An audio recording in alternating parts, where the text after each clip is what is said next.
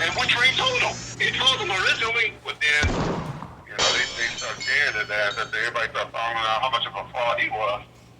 Then that's when he went and just started to, he changed up. The whole situation, man, motherfuckers didn't even see it coming, but it would happen.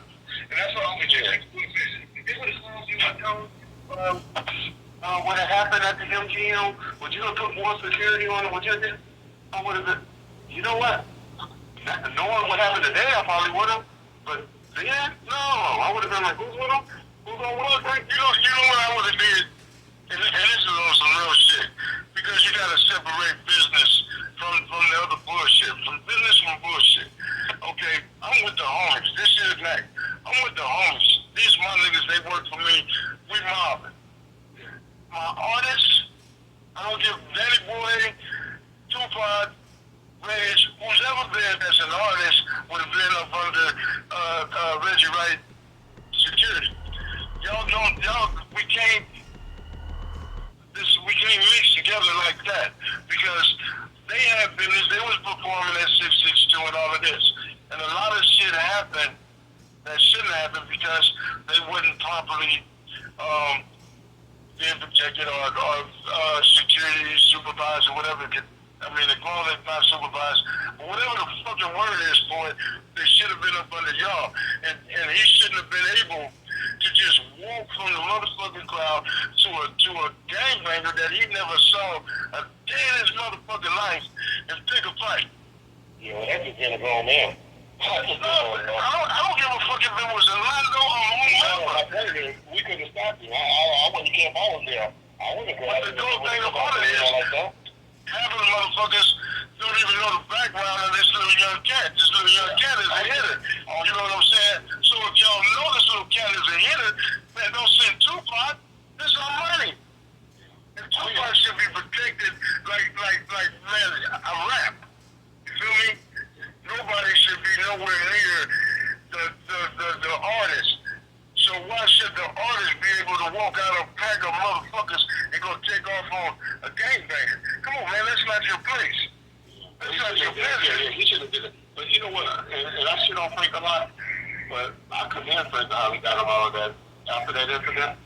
I don't think that's. He walked right over there, and then the video there just self-explanatory. Oh yeah, I think, but he did just like He should never been in a position to use his own mind like that, or to think like that, or to react like that.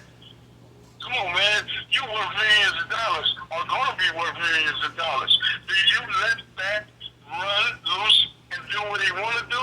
Fuck no, I don't give a fuck what he say. I don't think he could have stopped it. I don't think he could have stopped it. You know better than me. Man, motherfuckers talk to Tupac like they talk to like Tupac was a regular ass nigga. So it ain't like they couldn't tell him, no, that ain't your business. But he took off. Did you tell he just took off? Man, Trey went over there, and I'm gonna say it again. Tupac wasn't raised in Compton. Tupac has never seen Orlando a day in his motherfucking life. Orlando ain't been doing no motherfucking interviews, or they seen him on camera. Okay, so Tupac don't know this dude, man. So how the fuck do he know to just take off on this nigga? Because of okay. Like I said, I ain't trying to bash nobody, I ain't trying to say shit. But I'm just saying, and this shit making me mad, so y'all excuse me. But Tupac should have been sitting in the goddamn chair and watching that shit from afar. Or your security or Reggie should have been walking him out the door while they kicking and stomping on the motherfucker. Reggie wasn't there. So you ain't gonna put this on Reggie. Well, your security.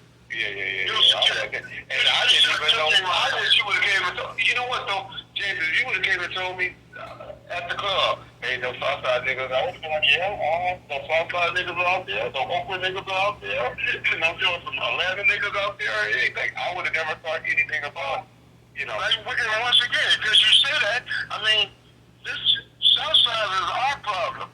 Reggie Wright is a police officer, so I ain't gonna go and tell you, and you gonna shoot it. No, that's our job. Yeah. Just like with Snoop, when the Long Beach niggas was coming up there for Snoop, that's why Suge had us up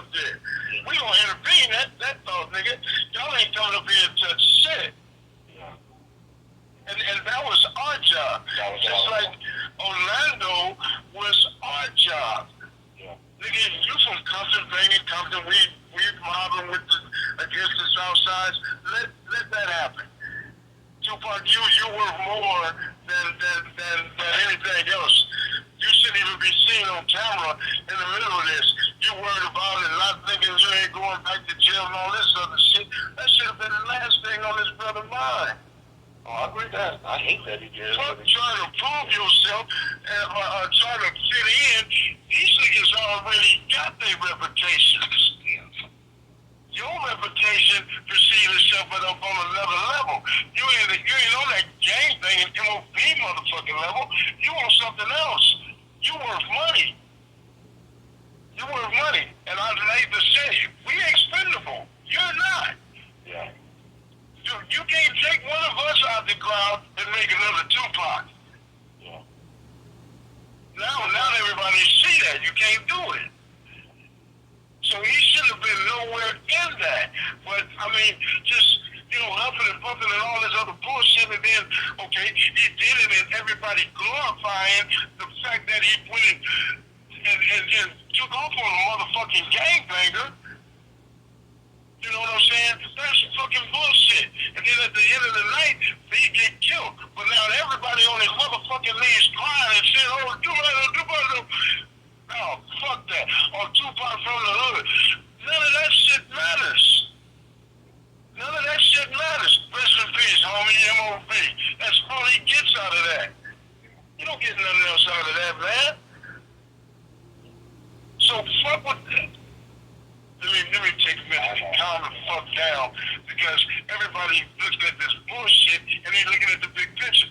Tupac should have been there. Tupac should have never. He shouldn't have done what he did. But you're a grown motherfucking man and you paid for it. You touched the motherfucker that you shouldn't have touched. That's all I'm saying. Yeah. And when you did that, you opened the doors in the middle. You know how they say guilty by association? Now you guilty by association, motherfucker. I don't really call him a motherfucker. Yeah, I do, motherfucker. You guilty by association because you sitting here trying to prove yourself to motherfuckers that already got their stripes. Come on, man. Let them niggas handle that shit. It ain't, man, sit down. You work too much. And that's all shit of Tony. You work too much out of grab me by his motherfucking collar. Nigga, where you think you going? Hold the fuck up. I think the reaction happened too quick. No, it didn't. No. See, once again, everybody got a, man, it happened. And everybody had enough time, or the nearest nigga had enough time to go grab him and tell him, hell no, we got this. No, it didn't. Man, look how he was mobbing through the goddamn motherfucking casino after that. Come on, Reg. Don't glorify that shit. Nigga, you was out of line. So if you can walk down that motherfucker, I know. So if you can walk down that motherfucker and walk through the casino like you just killed a motherfucking pope, or I got a notch on my motherfucking pistol, man, you far from that. And everybody walking behind you like you the big homie. Stop that shit. Sit your ass down, Tupac. Yeah, no, he was proud of it. We have Utah. We have interview Utah where he said he and then nigga jumped up, nigga didn't have no knot on this motherfucker. Then he got jumped on by 15, 20 niggas. Well, Didn't have a knot on this motherfucker. That's why people say it was all bullshit, because they said if you get beat down like that, how do you get up and nothing was wrong? No, his ribs and all that shit was fucked up. He was fucked up, but Security, including Frank Alexander and Michael Moore, met with Reggie Wright Jr. at the home of the attorney for Club 662, George Kalisis. While there, Reggie Wright Jr. and George Kalisis told the security team not to carry their weapons while guarding Tupac Shakur, and was told to leave their weapons behind. Michael Moore refused to give up his weapon, so Reggie Wright Jr. removed him from Tupac and was told to stay with Reggie at Club 662. Suge Knight and Tupac watched the Mike Tyson fight at the MGM Grand Hotel. While leaving and in the lobby, Suge Knight's associate Trayvon Lane, who is a Blood gang member, pointed out Crip gang member Orlando Anderson. Tupac then ran over and attacked Orlando Anderson along with the death row entourage. Tupac then went back to his hotel room and changed clothes. Him and some members of his group, the Outlaws, along with his bodyguard Frank Alexander, then went to Suge Knight's house in Vegas. Suge and Tupac, being followed by the entourage and security,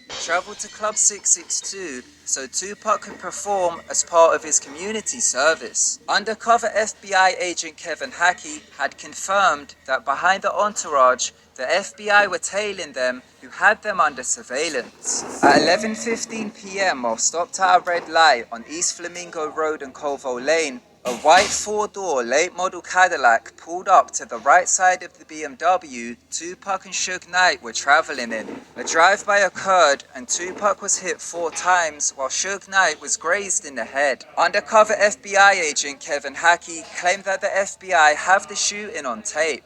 Michael Moore, being the bodyguard who refused to give over his weapon and was at Club 662 with Reggie Wright Jr., claimed over Reggie Wright Jr.'s radio, which the security used, he heard the words, "Got 'em." He then claimed another voice came on the radio and said, "Don't say anything over the radio." I was working at 662. I heard something over the Nextels that we all carried for security. And what I heard was, "Got 'em." Right before me and Mr. Wright got in the vehicle to go get to the hospital, someone else came on the radio and said, "Hey, don't say nothing over the radio." Some media outlets have claimed that Michael Moore later stated that the second voice was David Kenner.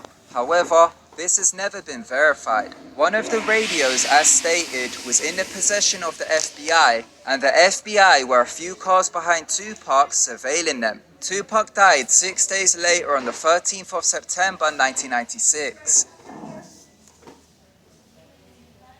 You're ready to tattoo now. You've got Suge Knight, in a 2020 prison interview, claimed there was a conspiracy against him by Reggie Wright Jr. and crooked cops from the Rampart Division, which attempted to murder both himself and Tupac while in Las Vegas. He claimed Orlando Anderson was not the shooter, which leads to the theory which claims Orlando Anderson was used as a scapegoat. The sad thing about it, Orlando wasn't even the shooter, you know? When Las Vegas police booked the shell casings and bullets into evidence, they were sent off to the FBI where they were ballistics tested. They were run through the federal database where, according to Kevin Hackey, they matched a gun confiscated at the House of Blues on July 4, 1996, which was given to Reggie Wright Jr. If we remember, it was the FBI who cleared Kevin Hackey to give this gun to Reggie Wright Jr. This possibly means both the police and the FBI may have been involved in the murder of Tupac. The day after Orlando Anderson was killed on May 30th, 1998, a .40 Glock was found buried in the backyard of a girlfriend's house to a Southside Crip member who was with Orlando Anderson in Las Vegas. The police sent the weapon to the ATF for ballistics testing. Once again, it came back as a positive match of the Glock, which was confiscated at the House of Blues 2 months earlier, being given to Reggie Wright Jr. Reggie Wright Jr. claimed this was a conspiracy theory created by Kevin Hackey. Hackey challenged Reggie Wright Jr. to take a lie detector test, offering upwards of $100,000 for it, but he refused. Here at the House of Blues in 1996, an off-duty Santa Monica cop working security confiscated a .40 caliber Glock handgun. Hackey says he first showed the handgun to his FBI handlers and then turned it over to Reggie Wright Jr. A month later in Las Vegas, investigators say it was a .40 Glock handgun that killed Tupac Shakur. Hackey believes the murder weapon was the same gun he gave Reggie Wright Jr. The conspiracy claimed by Suge Knight in a 2020 prison interview claimed there was a plot by Reggie Wright Jr. who used crooked cops and their resources, such as police scanners and radios, to set up the murder of Tupac Shakur, which allegedly, according to Suge Knight, was a bigger plot to also murder him in an attempt to take over the company. Death Row Records at the time was worth $500 million. Following Tupac's death, Suge Knight was sentenced to 9 years in prison after several probation violations, including the altercation with Orlando Anderson and a conflict of interest with a prosecutor directly orchestrated by David Kenner. David Kenner and Reggie Wright Jr. began to run the $500 million company, profiting off of releasing Tupac's unreleased songs. There is a video on the web of Reggie Wright Jr. affirming that he set up both Tupac and Suge Knight. Yeah, Sharitha wanted to take over Death Row. Oh, and you set up Suge and Pac. Oh, wow. Thank you so much for watching. If you enjoyed the during a 2020 prison interview, Suge Knight, for the very first time in history, commented on who he believes was behind the hit on Tupac. Himself being in the car right next to Tupac while the shooting happened, he may have been able to identify the shooter. He claimed the number one suspect, being Orlando Anderson, wasn't actually the shooter. He went on to name some corrupt cops who he believes were linked to his head of security, which may have been behind the hit on Tupac. For this video, we'll take a look into the claims made by Suge Knight during his 2020 prison interview. Death Row Records was formed in the early 1990s. It was brought into existence by Suge Knight, Michael Harry O. Harris, and David Kenner. Suge Knight at the time had been bodyguarding Dr. Dre, while Dr. Dre was a member of the rap group NWA. During this time, Dr. Dre was signed to Eazy-E's record label Ruthless Records. After having a disagreement over contracts, Suge Knight managed to get Dr. Dre out of his record deal over at Ruthless Records. Suge Knight and Dr. Dre then agreed to start a record label. Michael Harry